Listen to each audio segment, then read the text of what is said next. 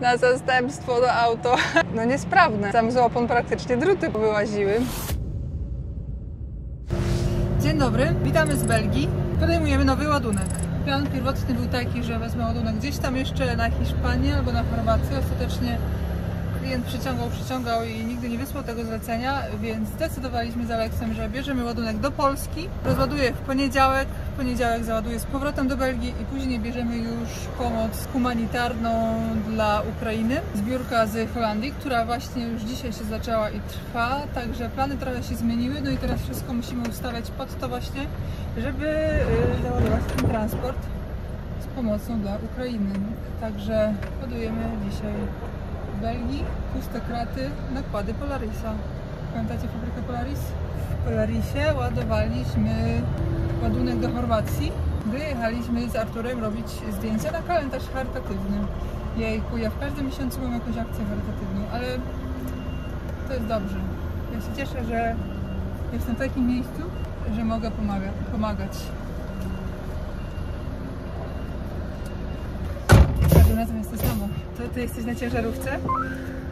Ja zawsze tak i to moja ciężarówka. Wczoraj jakiś Czech przyszedł i się tak strasznie dziwił, że pierwszy raz widzi Polkę, która jedzie sama, bez męża. Ja mówię, no, a to jest jeszcze moja ciężarówka. Trochę jestem za bardzo na środku tej gumy, a z prawej strony lusterku wcale jej nie widzę, to znaczy, że trzeba przytulić bardziej do lewej. Gumy się całkowicie schowają w lusterkach. Czasami właśnie te odbojniki w rampach tak są zamontowane, że idealnie jest jak się celuje tak, żeby było w połowie i z jednej strony lustra i z drugiej, ale czasami one są za wąsko trochę zamontowane i jak się wiedzie, to one są kompletnie niewidoczne w lusterku. Cały trwa 45 minut. Ładowałam się pod rampą. To są puste kraty, które wracają do fabryki. Dobra, odjechałam spod rampy, teraz mogę zamknąć drzwi i zapiąć pasy.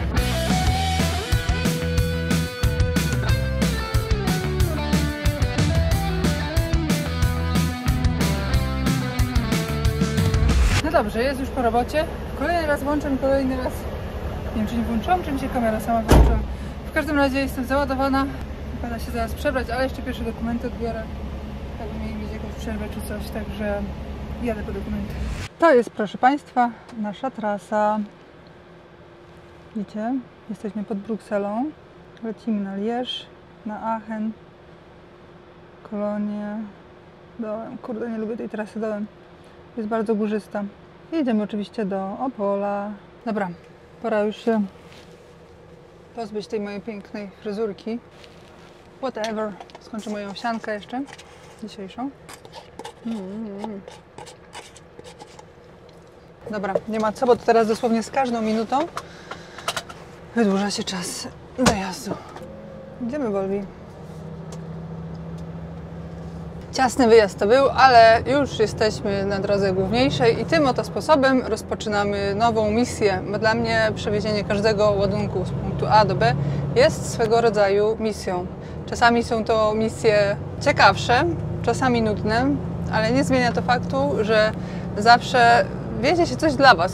Czy są to komponenty, czy są to produkty już gotowe do sklepów, to zawsze ostatecznie w transporcie chodzi o to, żeby dowieźć Wam. Generalnie ja uwielbiam transport, dlatego że ja widzę transport jako środek, dzięki któremu ludzie mogą się dzielić między sobą tym, co mają najlepsze. A ciężarówki są tymi, które dowożą to wszystko, te nasze dobra najlepsze. Ludzie chyba często tego nie rozumieją, o co mi w tym chodzi, ale wydaje mi się, że właśnie teraz, gdy jest wojna i gdy na wielką skalę ruszyła pomoc humanitarna, to ludzie właśnie teraz chyba lepiej mnie zrozumieją, o co chodzi. Bo dzięki ciężarówkom ludzie, zwykli cywile, mogą wesprzeć ludność, która cierpi przez wojnę. Właśnie dzięki transportowi ludzie mogą się dzielić tym, co mają najlepsze, z tymi drugimi ludźmi. Właśnie o to chodzi w transporcie. Teraz w czasie wojny to widać trochę wyraźniej. A my tymczasem wjeżdżamy na obwodnicę stolicy Unii Europejskiej, Bruksela. Ładunek owszem jest wysoko załadowany, więc środek ciężkości jest trochę wyżej niż mógłby być, żeby było wygodnie do jazdy, no ale jest jak jest, nie ma źle. Ładunek jest stosunkowo lekki, bo waży 10 ton, równo rozłożony, więc spoko. Cieszę się, że nie ma już wiatrów mocnych, więc przynajmniej nie muszę się o to bać, że jestem za lekka, a są mocne wiatry. No dobra, widzę, że ten korek już tutaj w kierunku Aachen rośnie, więc zdecydowanie pojedziemy troszeczkę bardziej tą północną trasą. Także będziemy uderzać teraz na Maastricht, bo już mi pokazuje nawigacja 17 minut szybciej niż tą trasą pierwotną. Jest godzina 13:50, budzą się powoli godziny szczytowe, a dzisiaj jest piątek, koniec tygodnia, weekend, piękna pogoda. Łatwo się domyśleć, że wszyscy chcą skończyć pracę trochę szybciej i jak najszybciej gdzieś wybyć na weekend. Mam takie wrażenie, że tutaj ta wojna jednak się troszeczkę nie udziela się tak bardzo ludziom jak nam oczywiście w Polsce. Jest to, chociaż Belgia też przeszła swoje, wiadomo, w czasie wojen, ale jednak ma dużo dalej do Ukrainy niż my, Polska. I znowu coś się w trasie zmieniło, bo teraz już wyskoczyło, że tą inną trasą jest minuta dłużej. Widzicie? Czyli jednak z powrotem jedziemy przez Lierstałę. Nawigacja zmieniła zdanie. To nie jest tak, że ja nie stałam w żadnym korku, bo też przystałam w 2 korkach, ale co mamy do korek pokazywać? Ale jednak stwierdziłam, że nagram trochę tego korka, który stał w drugą stronę. No bo jednak tych korków po drodze trochę jest, więc jedziemy.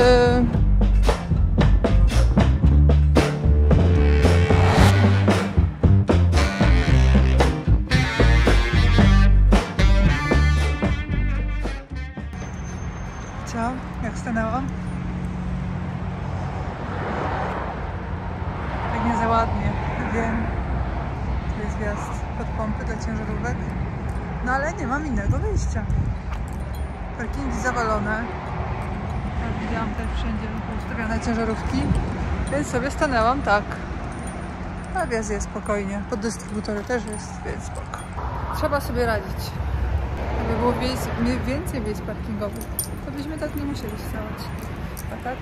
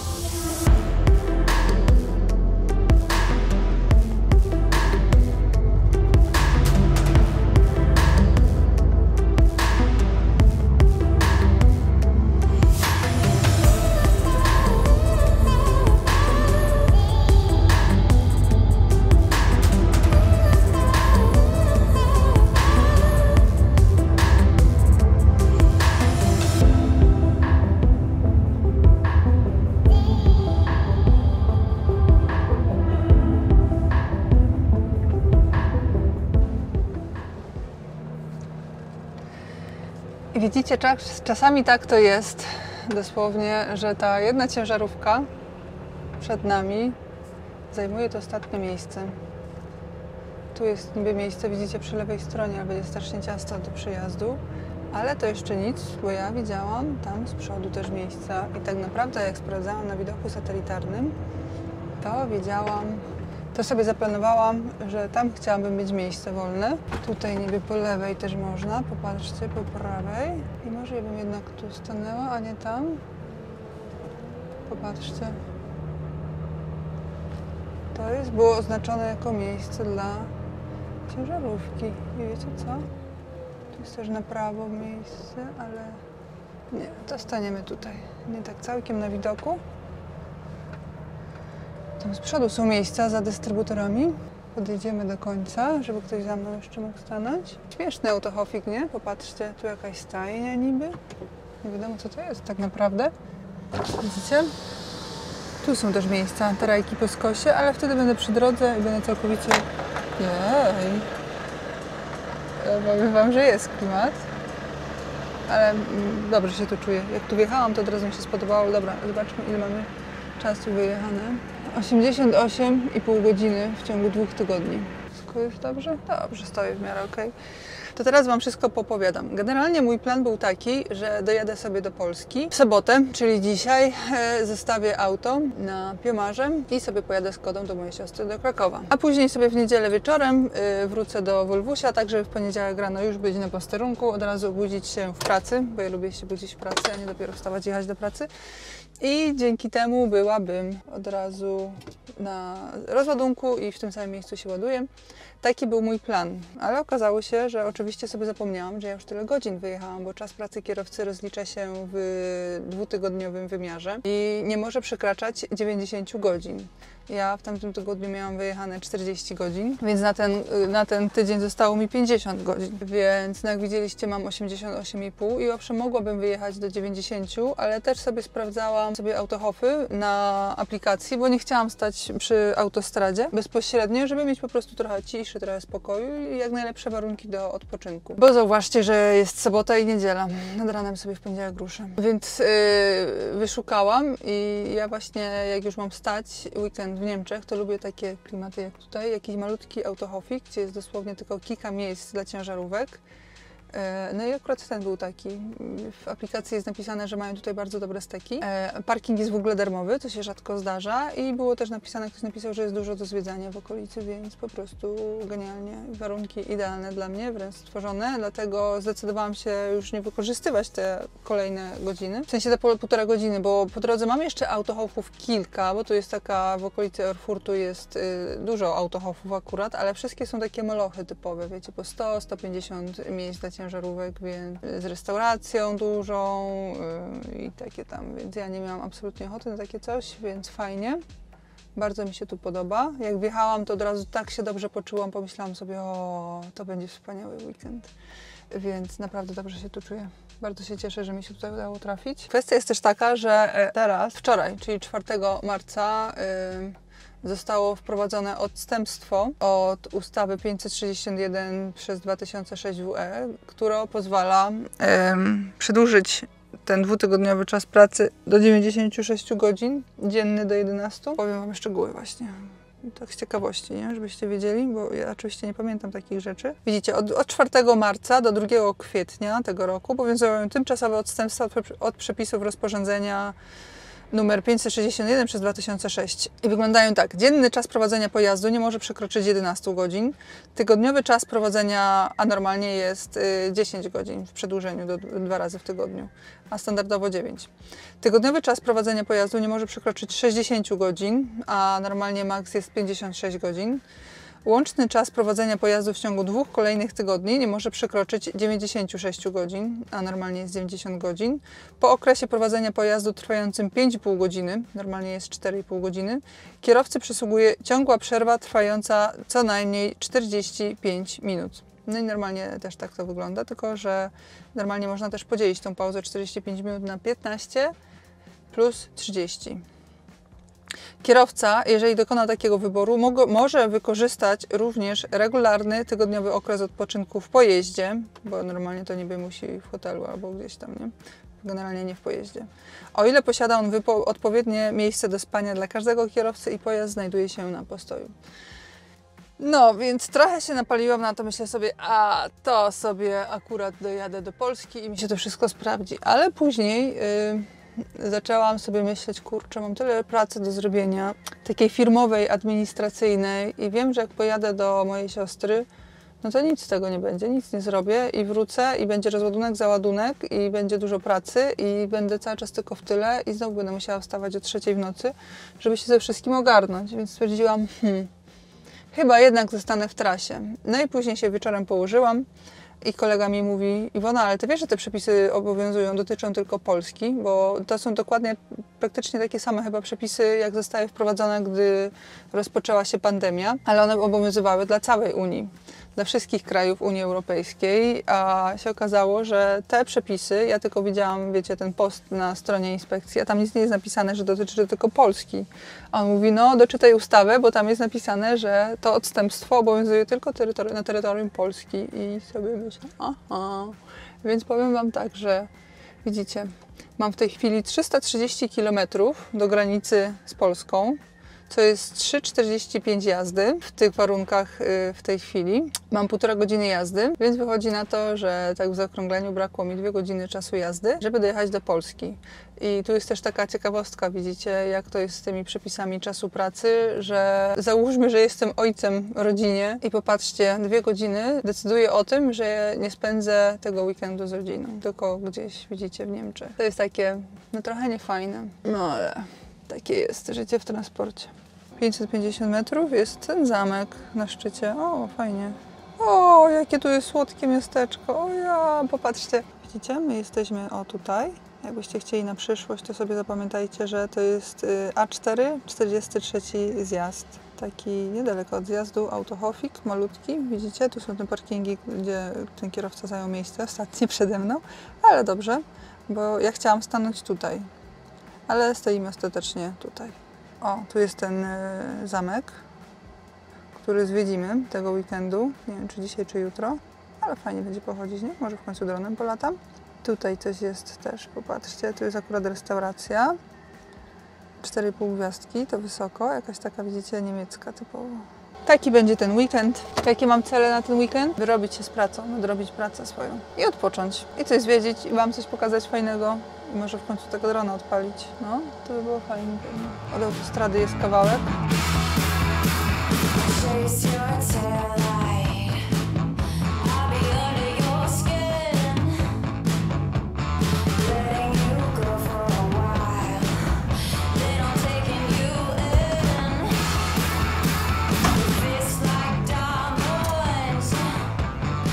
Teraz pora na śniadanko. Jak zwykle nie ma to wszystko sensu razem.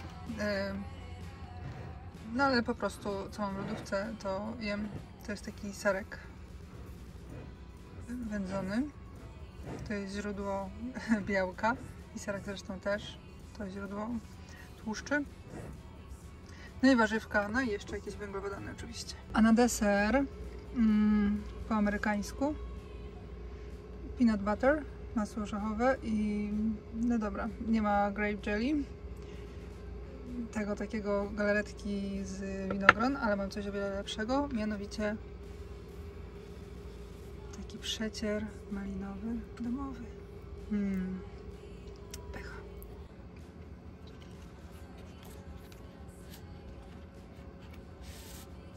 Oryginalnie, oczywiście to jest na toście zrobione, ale ja w ogóle nie mam chleba, nawet nie mam patelni, więc tak zawsze to robię.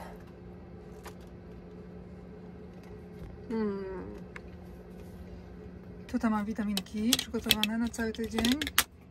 W lecie raczej nie jem, ale teraz wiadomo, przedwiośnie trzeba się suplementować, jakieś tam różne witaminki. Jeżeli tutaj nie włożę, to nie ma szans, żebym wzięła jakiekolwiek, chociaż i tak pod koniec tygodnia często jest tak, że jakieś jest niewzięte, ale częściowo jest zawsze wzięte. Dzień dobry, poniedziałek, godzina 2:40. Właśnie będę startować. Dzisiaj powiem wam, że w ogóle nie mogłam spać.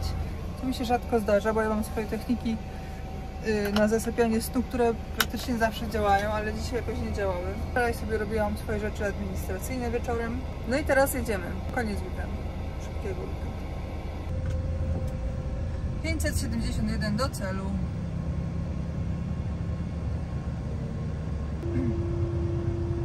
Panek jest.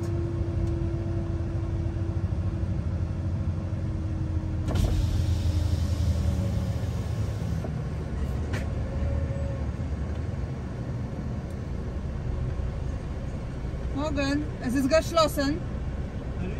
Wo wollen Sie hin? Dresden. Dresden? Ja.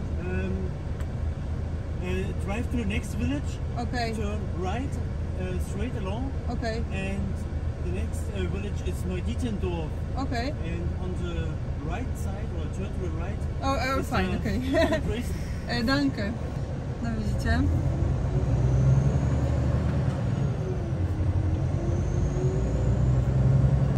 Niestety poniedziałek zaczynamy od objazdu.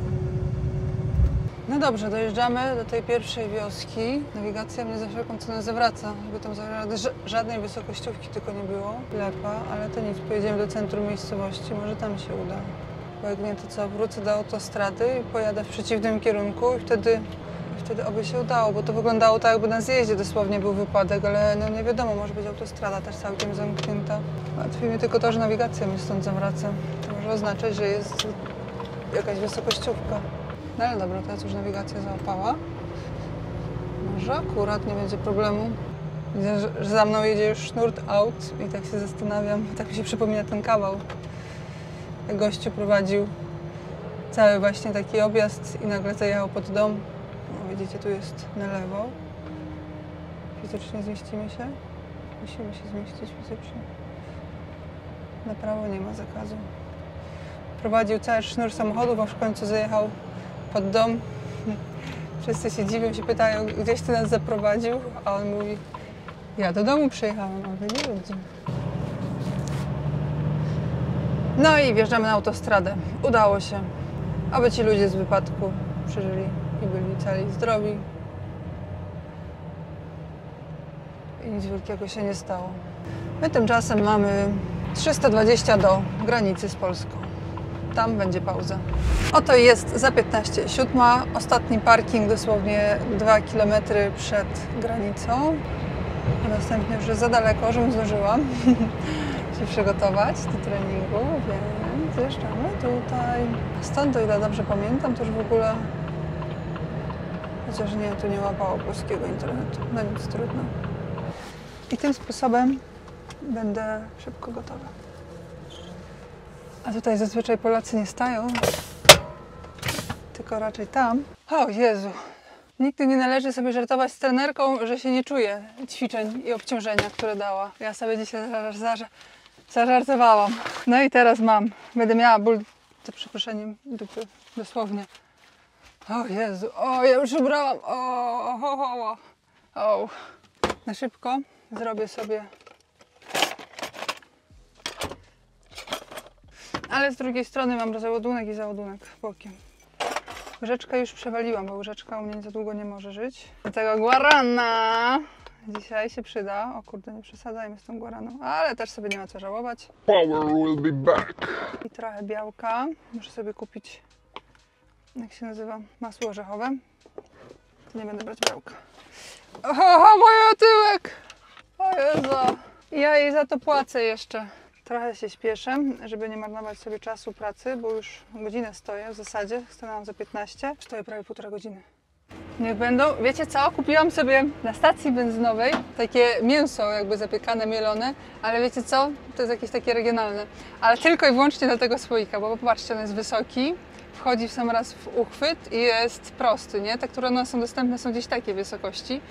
I jak się chce coś pomieszać, tak na przykład ja lubię robić taką wsiankę z masłem orzechowym, no to jest, właśnie, no to się wszystko rozlewa i tak teraz na przykład jadę, dobrze, że patatajką nie jadę, zresztą patatajki w sumie już nie ma, ale generalnie to jest bezpieczniejsze, żeby ta owsianka była, bezpiecznie dla mojego Wolwusia, żeby owsianka była zakręcona, więc kupiłam to mięso tylko i wyłącznie z myślą o słoiku. No mięso tak pewnie też będzie dobre. Ja to jest tak, że mięsa nie jem, ale jak mi przyjdzie ochota na taką konserwę... No raz.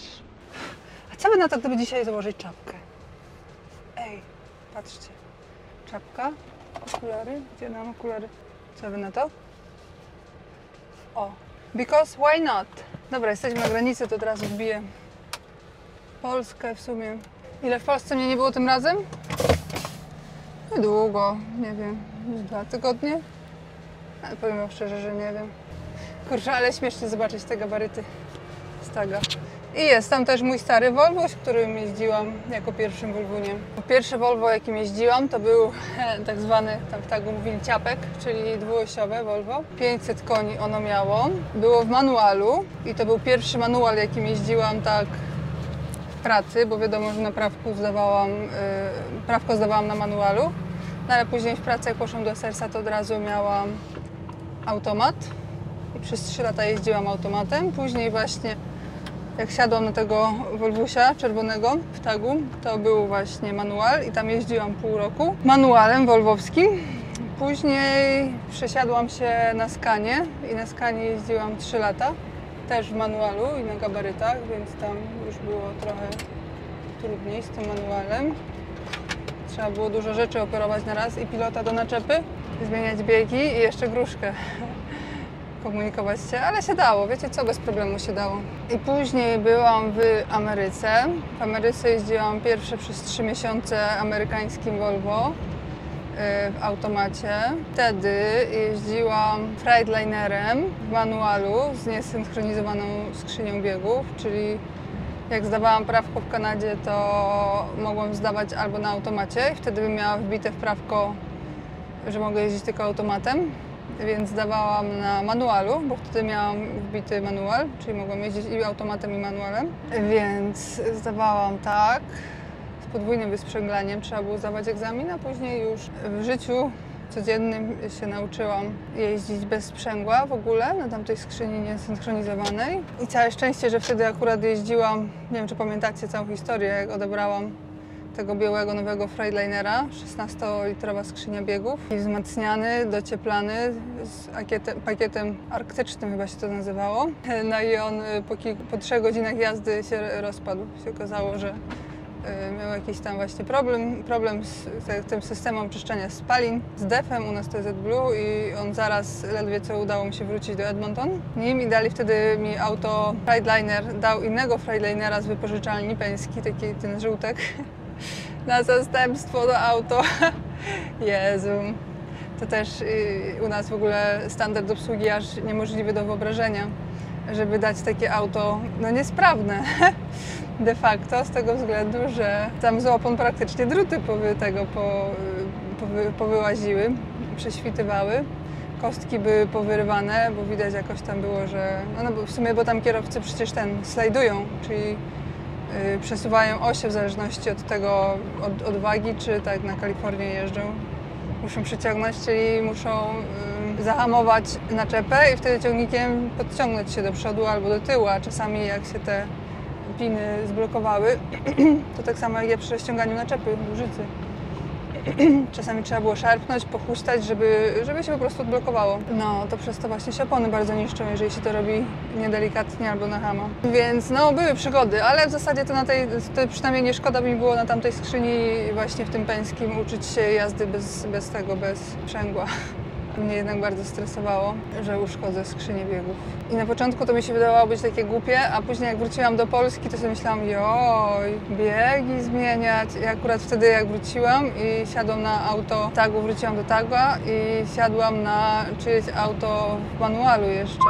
I taka byłam, joj, a po co to sprzęgło? Ile to więcej jest w ogóle wszystkiego? I dlaczego do połówki też trzeba sprzęgła? I nie wystarczy przygazować, jak się nauczyłam jeździć tą niesynchronizowaną skrzynią, to mi się wydawała być fajniejsza niż nasze europejskie synchronizowane. No ale zdecydowanie wymaga więcej umiejętności.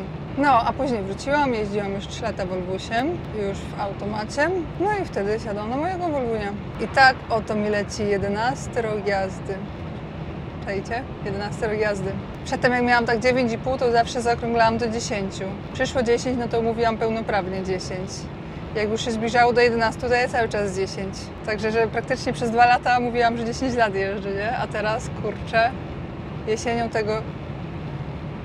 Jeszcze tylko pół roku! O kurde, praktycznie pół roku i będę mieć... Ja myślałam, że na tych 10 się zatrzyma, w sensie, że 10 i to już się później nie liczy, jakoś nie leci. A te lata dalej lecą za kierownicą. Joj! Ale jakim ja jestem doświadczonym kierowcą już! Jak zaczynałam jeździć, to sobie myślałam, że jak 3 lata będę jeździć, to wtedy to już będę naprawdę prawdziwy kierowca. Ale jak 3 lata pojeździłam, to poszłam na gabaryty. A jak poszłam na gabaryty i zaczęłam jeździć między starymi gabaryciarzami, to stwierdziłam, że ja nic nie umiem. Ja nic nie umiem. I wszystko od początku. I jak trochę pojeździłam, jak wyjeżdżałam do Ameryki, to już w końcu stwierdziłam, że chyba już w końcu coś umie i z tych śmigieł coś w końcu kapuje. Już mi ta naczepa chodzi tak trzeba i ja wtedy odchodzę akurat. I teraz sobie zadaję pytanie, czy warto było. Jak myślicie, jaka odpowiedź? Ach, ja nie zamieniłabym to na nic innego. Te wszystkie lata i te wszystkie doświadczenia, które były i dobre, i złe też czasami. I chociaż niektórych rzeczy żałowałam, to w sumie sobie teraz myślę, że doprowadziły mnie do tego miejsca, gdzie jestem. I gdybym miała się cofnąć, to bym wszystko chyba dalej tak samo zrobiła. Ale jest zawaliście. Żeby tylko ta wojna się szybko skończyła, to by było już wspaniale. Jaka to jest motywacja wtedy, nie? Jak człowiek docenia czas pokoju. Dzisiaj dzień objazdów. Widzicie? A4 też już znowu zamknięta. Znowu wypadek. Jak to na A4 bywa? Justyna.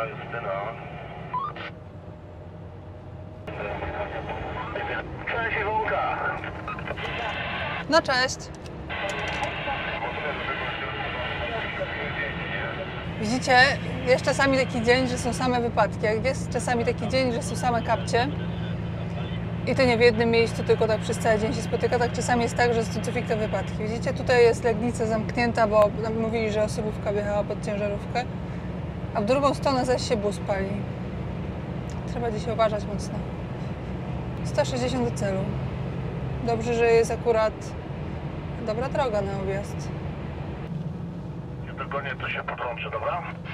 Dawaj, ja tu na 363 wjeżdżam. I jeszcze ja z wami jadę, także jedzie już nas ile? Trójka czy czwórka?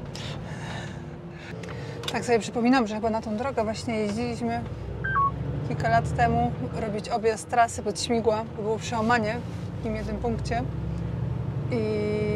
I ktoś tam powiedział, że tam się może naczepa zawiesić ze Śmigłem. I pamiętam, że jeździliśmy robić objazd.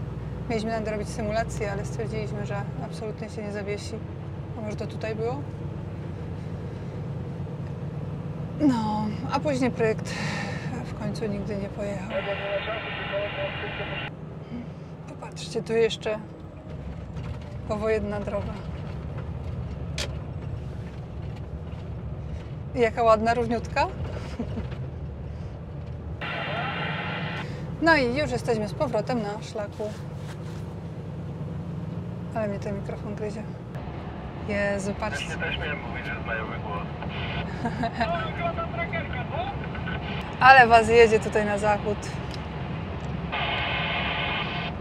Tak są szczęścielami, że jadą, wyjeżdżają, no nie? Dopiero. A my wracamy, no to też taki pościg. Oto jest Polaris, Opole po prawej, ale my pierwsze jedziemy na rozładunek do drugiej firmy. Czy to jest tu? Też jeszcze nie tu. Chyba jednak to było tam. Chyba tutaj nie wjadę. To chyba bardziej z przodu będzie, wiesz, tam gdzie chemia, tam gdzie chemik, czyli kawałek do zakrętania. Czyli jeszcze dalej mam jechać? Dalej, tak? Bo przerwało?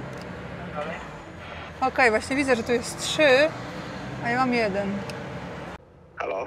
Cześć Aleks, dzwoniłeś, a ja nie widziałam. No szefowa, za ile ty możesz być w tym intercepcie? No właśnie szukam tego interceptu i też właśnie... Jezus, chwała Bogu, dobra. Dobra, bo wiesz co, ja jestem na miejscu, tylko nie mogę znaleźć tego adresu i właśnie zawróciłam, bo zajechałam To za jest daleko. zaraz naprzeciwko Polarisa.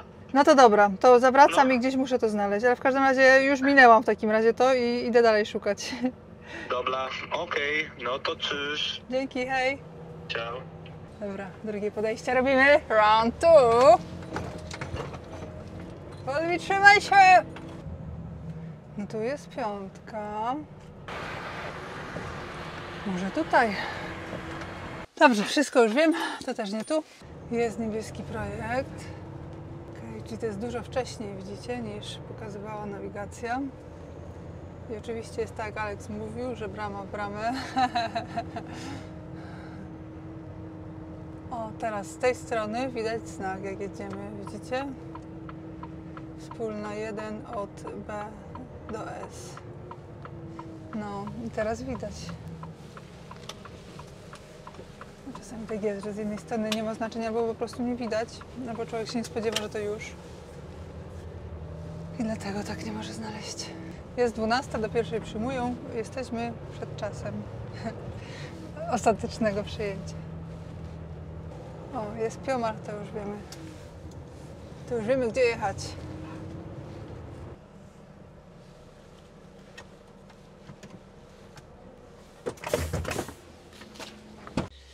No słuchajcie, dotarłam, to jest tu i popatrzcie, stało dwóch chłopaków, jeszcze mówią, żeby przyjechać do nich na ceramikę, robienie ceramiki. Położenie takiej ceramicznej powłoki na lakier. Ja już właśnie szukałam czegoś takiego i absolutnie chcę coś takiego zrobić. Bo pytałam się, czy to jest folia. Oni mówią, że folia nie i mówią, że folii absolutnie nie polecają, bo odbarwia lakier.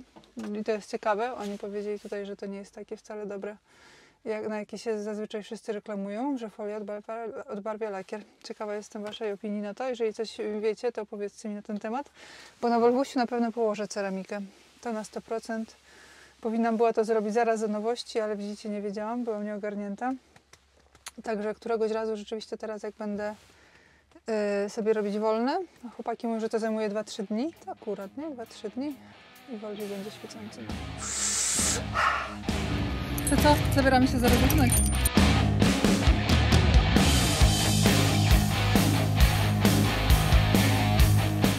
No. Raz, dwa. Dowiezione stojaki.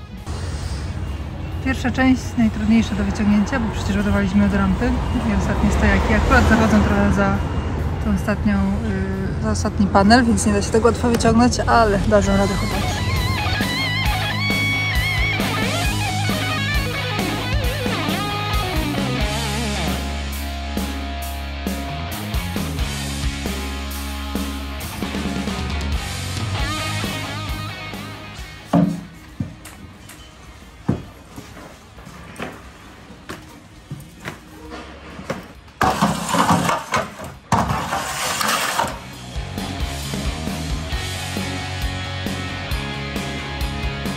No i misja zakończona. Stojaki pod amerykańskie układy i motory Polaris, produkowane w Polsce, dowiezione. Teraz pora na następną misję. Jaka będzie następna misja? Zdradzę wam, że też związana z kładami i z motorami. Zobaczymy, co będę ładować. Ale na dziś to już tyle. Dziękuję za uwagę. Do zobaczenia. Cześć! Ale się zmęczyłam.